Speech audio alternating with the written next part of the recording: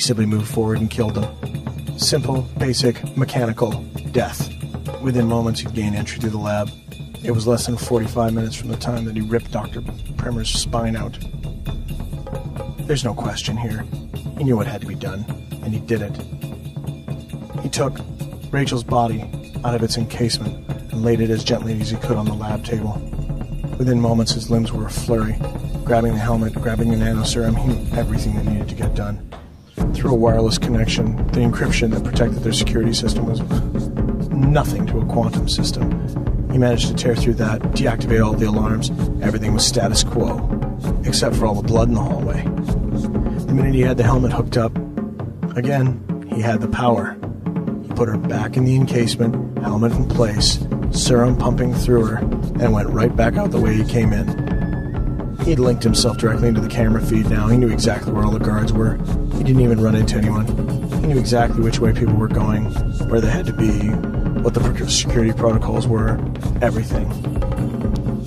By the time the sun came up, he was halfway to Motor City. See, Mutt knew that there was no humans in Motor City, and by the time he was going to be done with Rachel, she wouldn't even be human anymore. She'd be a machine, just like him. Or so the legend goes. They say he ran all night, non-stop. I don't doubt that he did. There's a few people that said there was police reports where they say, this giant steel robot was tearing through the suburbs, making his way to Motor City. The cops wouldn't even pursue something like that. They just kind of wash it off and try to deal with all the corruption they have going on around them. They say he made it. They say he got there.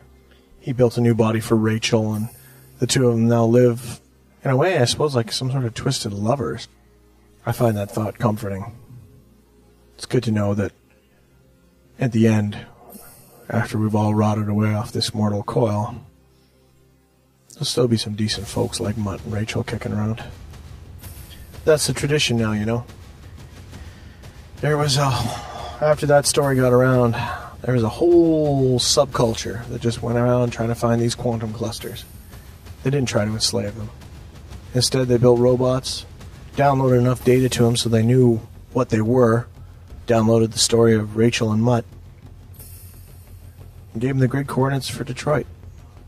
Sent them on their pilgrimage to Motor City. Motor City is now the city of robots.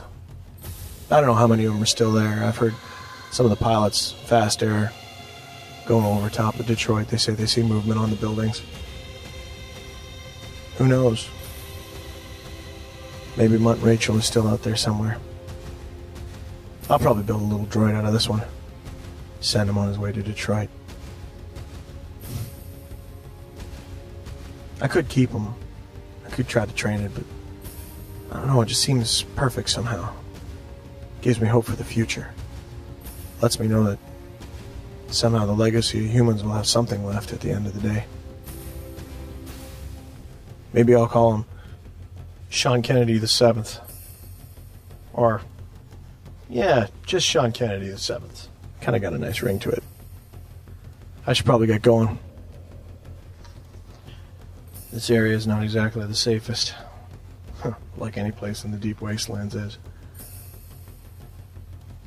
This is Independent Librarian Dynamic, Sean Kennedy the 6th. Broadcasting from deep in the wastelands. It's up to you now. You've got to pass this knowledge on. You've got to tell people the legend of Mutt. You got to let them know that there's a storm coming. And it's coming faster than you think. With server's help, maybe we can get the message out. Help server. Please. Help me.